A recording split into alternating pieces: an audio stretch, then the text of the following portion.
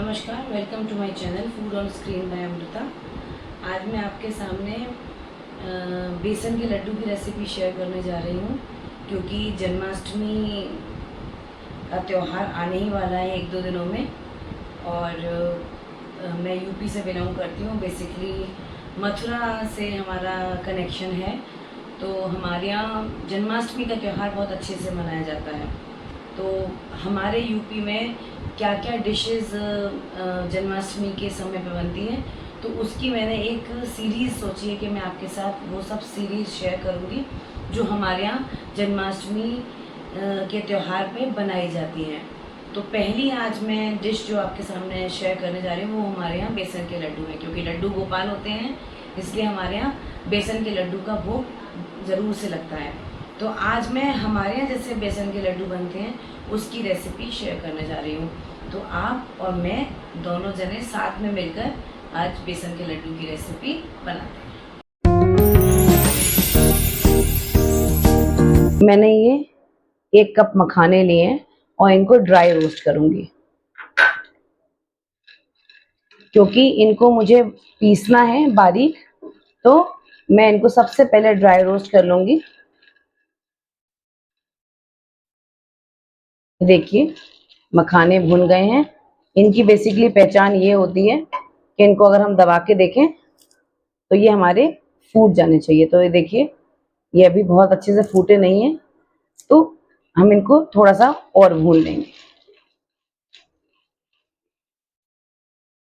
हाँ देखिए ये फूट गया, इसका मतलब हमारे मखाने भुन गए हैं।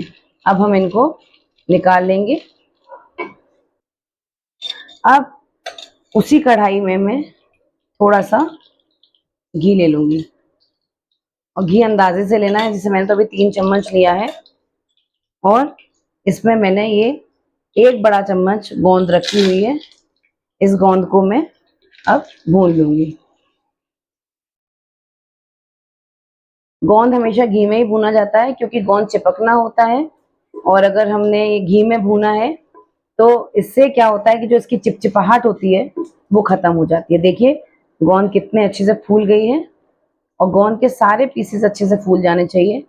और जो नहीं फूलते हैं, जो नहीं फूलते हैं उनको हमें दोबारा से डाल के फूलाना पड़ता है, क्योंकि वो जैसे ही अगर फूलेंगे नहीं तो वो हमारे मुंह में किसकिसाहट फैलाएंगे और वो हमारे दांत से चिपक जाएंगे। इसलिए हमें इसको अच्छे से गोंद को ऐसे फूला ले। वो अच्छे से फूल चुका है, अब मैं इसको निकाल लूंगी। अब ये देखिए इसको गोंद में से बिल्कुल निकाल लेंगे। मतलब गोंद हमारा थोड़ा सा लाल हो जाए तो चलेगा, लेकिन गोंद काला नहीं होना चाहिए। अगर काला हो गया तो हमारा गोंद जल जाएगा। अब इसी कढ़ाई में मैं और घी डाल रही हूँ। घी आपकी चॉइस है कि आपको कितना घी लेना है। कई लोग होते हैं जो बिल्कुल घी के भरे हुए लड्डू खाते हैं, और कई लोगों को लगता है कि हमारा घी इतना हो कि हमारा इसमें बंध जाए बस घी। तो घी आपका पूरा चॉइस रहेगी। ये मैंने 1 कप बेसन ले लिया है, और बेसन भी आपको नॉर्मल बेसन नहीं लेना है, मोटा बेसन आता है जो हमारे लड्डुओं को बनाने में काम में आता है, वही बेसन हमें लेना है। अब इसको बस हमें बिल्कुल स्लो गैस पे, स्लो आंच पे इसको अब हमें बिल्कुल भूनना है, और जब तक ये हमारा अच्छे से इसका कलर नहीं आ जाए। अब ये देखिए आप देख रहे हैं मुझे इसमें थोड़ा सा घी कम लग रहा है। कई लोग इसको सफिशिएंट मानते हैं। वैसे तो घी भुनने के बाद जब ये हमारा बेसन भुन जाता है तो थोड़ा सा घी रिलीज करता है, तभी भी मैं 1 चम्मच इसमें घी और डाल रही हूँ। तो कुल मिला के टोटल मैंने 4 चम्मच इसमें घी डाल दिया है। मुझे जब ये जिस रनिंग जो जैसे आप ये देख रहे हैं ना, मुझे ऐसा लिक्विड लिक्विड सा बेसन जब हो जाता है तब मेरे को तसल्ली बेसन भूनने में लगती है। अब मैं इसको धीमे धीमे आंच पे, करीबन मुझे 1 कप बेसन को भूनने में आधा घंटा लग जाएगा। इस बेसन को इतना भूनना है, बिल्कुल स्लो आंच पे, और रह रह के भूनना है। जैसे आपने थोड़ी देर ऐसे कर छोड़ दिया, उसके बाद 1-2 मिनट के बाद फिर इसको पलट दिया। इस तरीके से हमको इसको भूनना है। साथ में जो मैंने अभी ये जो गोंद थी और जो मेरे मखाने थे, इनको मैंने जैसे भूना था, तो अब मैं इनको पीस लूंगी। अभी देखिए, सबसे पहले मुझे एक छोटा सा जार ले लेना है मिक्सी का, और इसमें मैं इसको डाल दूंगी और इसको मैं पीस कर लेकर आती हूँ। अब ये मैंने मखाने पीस दिए हैं। अब इसी में मैं ये जो गोंद मैंने भूनी थी, इनको भी डाल के पीस लाती हूँ। ये देखिए, अब ये हमारा जो गोंद और ये हमारे मखाने एक साथ पिस चुके हैं और ये बहुत स्मूथ पेस्ट बन गया है, स्मूथ पाउडर बन गया है। देखिए, ये इस तरह का, स्मूथ भी नहीं कह सकते, थोड़ा हल्का सा दरदरा है। इसी से हमारे जो बेसन के लड्डू बनेंगे उसमें बहुत गजब का स्वाद आएगा। अब मैं इसको, अब ये देखिए मैंने कटोरी में निकाल लिया है और इसको अब मैं साइड में रख दूंगी। अभी मैंने 10 बादाम करीबन मैंने चॉप कर लिए हैं और 8-10 ही मैंने पिस्ता जो है वो इनको बारीक चॉप कर लिया है। अब हम क्या करेंगे कि जो मैंने बादाम काट के रखे थे वो डाल दूंगी इसमें, और जो मैंने पिस्ता काट के रखे थे वो इसमें डाल दूंगी, क्योंकि ये हम कच्चे नहीं डाल सकते हैं, इसलिए हम इनको डाल के और फिर भूनेंगे जिससे इनकी कच्चाहट खत्म हो जाए। बस अब हम इसको भून लेंगे। इतना घी जितना है इतना पर्याप्त है, क्योंकि जो हमने अभी गोंद जो भूनी थी ना, तो गोंद में भी घी है हमारा। तो अगर हम और ज्यादा घी डाल देंगे इसमें तो हमारे जो लड्डू हैं वो बंधेंगे नहीं, उनकी शेप चेंज हो जाएगी। इसलिए हमने जितना घी डाला था, यानी कि मैंने बताया था आपको कि 4 चम्मच जो हमारी खाने वाली चम्मचें होती हैं, जिनको हम टी स्पून बोलते हैं, है ना, वो मैंने इसमें सिर्फ घी डाला था। और जो मैंने इसमें भूना गोंद उसका जो घी है, बस इतना ही घी डालना है, क्योंकि ज्यादा घी डालेंगे, जैसे कि मैंने आपको पहले ही बताया, हमारी जो शेप है लड्डुओं की वो चेंज हो जाएगी। अब आप देखिए ये अच्छे से भून रहे हैं। अभी भी इसको भूनने में लगभग मुझे 10 मिनट लगेंगे, क्योंकि मैं बहुत ही स्लो गैस पे, यानी कि बिल्कुल धीमी आंच पे इसको भून रही हूँ। अब कई लोग ऐसे होते हैं कि जो इसमें फूड कलर वगैरह मिला देते हैं, येलो कलर का और इस तरह का, तो मुझे तो नहीं समझ में आता है। अभी ये पीला हुआ है ना, अभी इसको थोड़ा सा लाल करेंगे। जब लाल करेंगे और इसमें हम थोड़ा सा जैसे पिसी हुई चीनी, जिसको हम लोग बूरा बोलते हैं, वो हम मिलाएंगे, तो इसका कलर थोड़ा सा पीला हो जाएगा। इसलिए हम इसको लाल कलर का भूनेंगे, थोड़ा सा जो रेडिश कलर का होता है उस कलर का हम इसको भूनेंगे। अब ये जो हमारा बेसन है वो थोड़ा सा ठंडा हो गया है।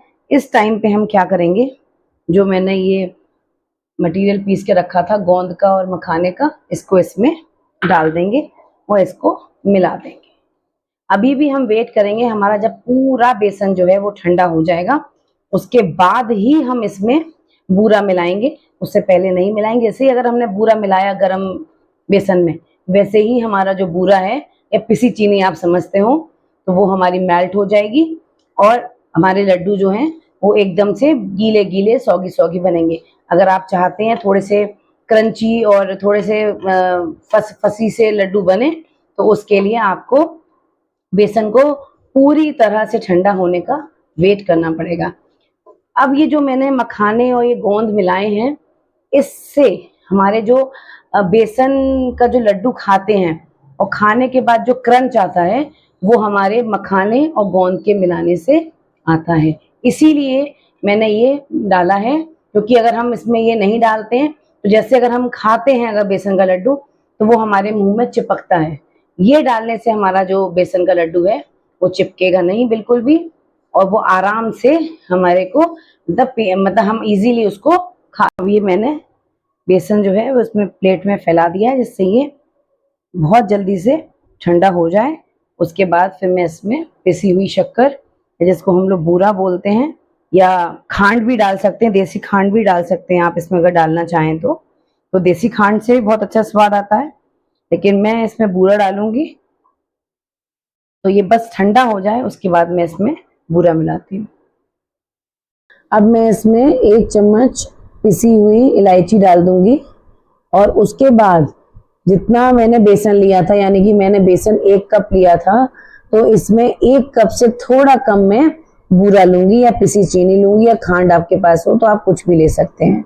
तो ये इसमें मिला के और एक इसको प्रॉपरली मिला लेंगे, जिससे ये बूरा जो है वो इवनली हमारे पूरे जो हमारा बेसन है उसमें इवनली स्प्रेड हो। हम इस बेसन को बूरे को अच्छे से मिला लेंगे और इस तरीके से मिलाएंगे, और इतना घी होना चाहिए कि अगर हम दबाएं तो हमारा जो बेसन है वो उसका एक लड्डू सा बन जाए। अगर ये लड्डू नहीं बने तो आप समझ लेना कि घी कम है, तो अपने हिसाब से थोड़ा सा आप घी मिला लेना। लेकिन आप देख रहे हैं जैसे कि मैं लड्डू बना पा रही हूँ, तो इसका मतलब जो हमने 4 चम्मच जो घी मिलाया था वो सफिशिएंट है। तो हमारे 1 कप बेसन के लिए 4 चम्मच जो घी है वो ठीक रहेगा और हम उसको इजीली लड्डू बना पाएंगे। अब मैं इस तरह से हाथ में दबा दबा के लड्डू बना लूंगी, और देखिए जिस तरह से मैं हाथों में इनको लड्डुओं को हिला रही हूँ, इससे हमारा जो लड्डू है उनमें शाइनिंग आ जाती है। तो हमारे लड्डू जो हैं वो ऊपर से घी घी जैसे दिखने लगते हैं। इसके बाद मैं इसको इसमें लड्डू के जो हमारे कागज के कप होते हैं इसमें मैं रख दूंगी, जिससे हमारा जो ऑयल है वो किसी में लगे ना, और ऐसे मैं अपने सारे लड्डू बना लूंगी।